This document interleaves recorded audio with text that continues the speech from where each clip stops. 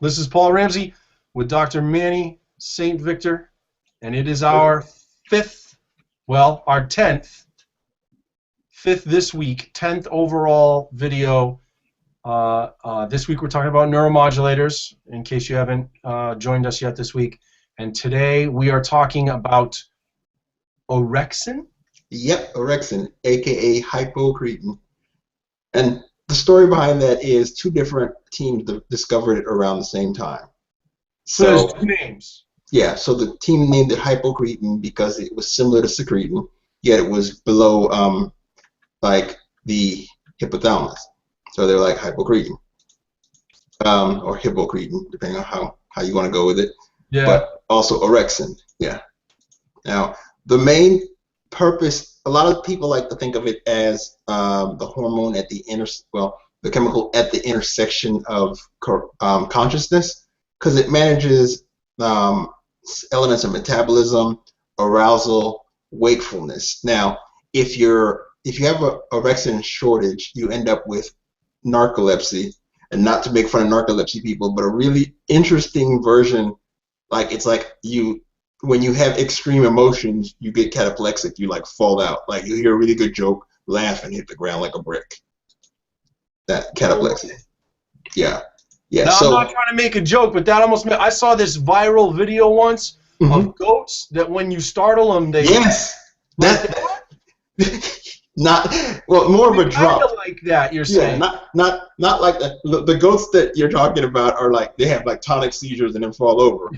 They have like But on the same, wow. Yeah, it's like the key concept is that orexin is positioned so much at the intersection of metabolism of your glucose, fat metabolism, and just the whole energy alertness, that it's like a switch. So when you go laughing, if you have a shortage, you use up the energy and you hyper arouse yourself, and the rest of the system just won't.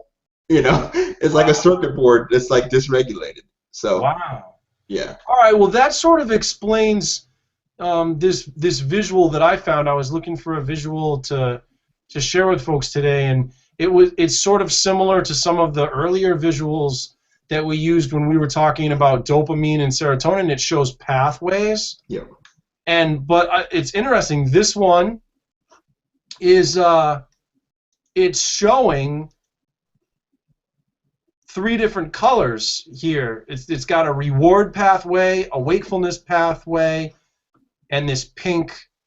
And then down here you see the blue is apparently dopamine, and the green is serotonin.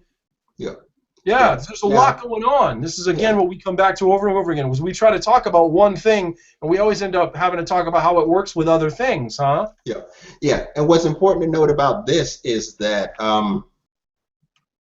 it's such a complex system in this aspect, because if you're not aroused to a certain amount, you're not caring about reward. So orexin plays a role in mood in that way, where you have to be, like, if someone wakes you up with jokes at midnight, you're like, bump that. You're not in a joking mood. You have to have enough arousal. You have to have enough energy. So it's almost a decision-making type of thing. And if you don't have enough energy, your mood's going to go down. So it's sort of that pivotal. It decreases your alertness, and nothing else really kicks and fires the way it should. So again, you're sort of, if I can try to rephrase to make sure I'm following right. Yeah. You're sort of saying this is about energy management, right? So here's this hypothalamus, and it's using orexin to regulate your actual energy levels, how wakeful you are, and if you don't have that, then you can't do these other things. You can't use rewards, and you can't manage these other mood states if you don't have the energy to do it. Yeah, because level of arousal is sort of like the key mediator of anything. If you're drained, then your body isn't trying to do the higher order things. It's trying to get that sleep. So it's that important. it's sort of central circuit of consciousness. It's like how some people conceptualize it. Now, I remember, Manny, when we talked about serotonin, serotonin factors into sleep somehow as well, right? Yeah. Yep, serotonin. So what's the seesaw act there between those two? I'm thinking that, let me see, serotonin would be more involved in, I want to say, in your REM cycles. Okay. Because during sleep, you do your emotional consolidation of memory. And so serotonin would probably play a role in coloring sort of how you encode your emotional memories at night. It would be a guess. Okay. Well, not really a guess, but it's memory consolidation. All right. You know, whereas orexin, it's more about how alert the system is. It's the memory aspect is where the serotonin differentiates from the orexin. Now you hear, well, at least I've heard a lot in my life about other things affecting, melatonin affecting sleep. Yeah. Tryptophan affecting sleep. Yeah. The tryptophan, is that through? Tryptophan is through the serotonin, unless that's tyrosine. Some of that. Funny though, I've heard about those things for years and years. Never heard of orexin at all.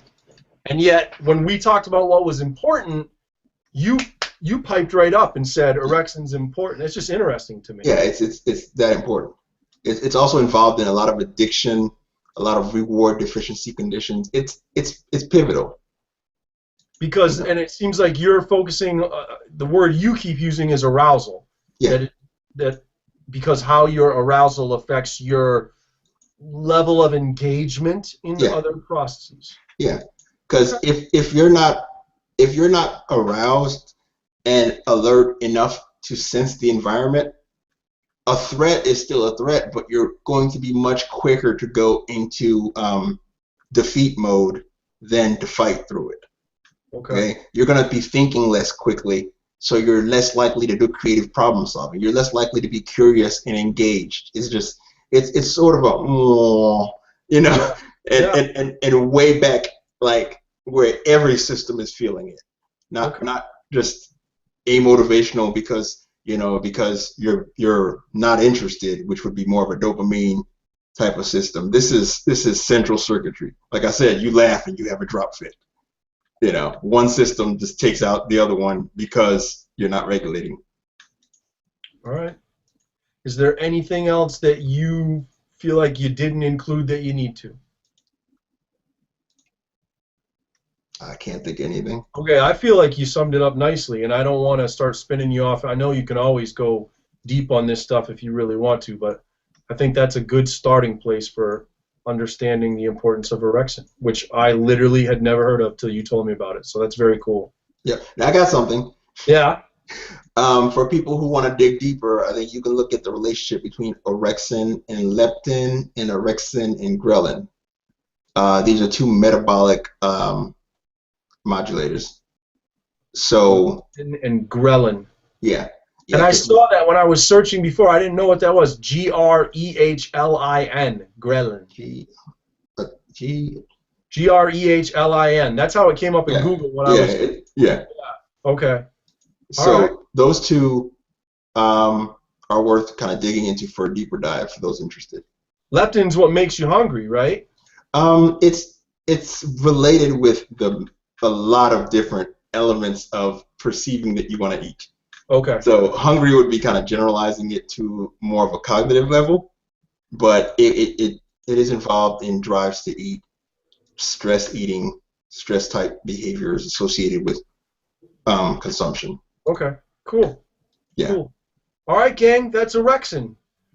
That's our final video for this second 5 videos in this overall series. Our final 5 videos, we're going to talk about how the parts that we covered in the first 5 and these neuromodulators and probably some other ones that we've tried to focus on in this current 5 all come together and form some important process system-related stuff. Yeah, networks. Networks. There you go. Thank you. So that's going to be our final 5 videos. Stay with us. There's a lot of great stuff here, thanks to Manny, and I'm learning a lot, and I hope you are too. Leave your comments and questions at hypnoticthoughts.com.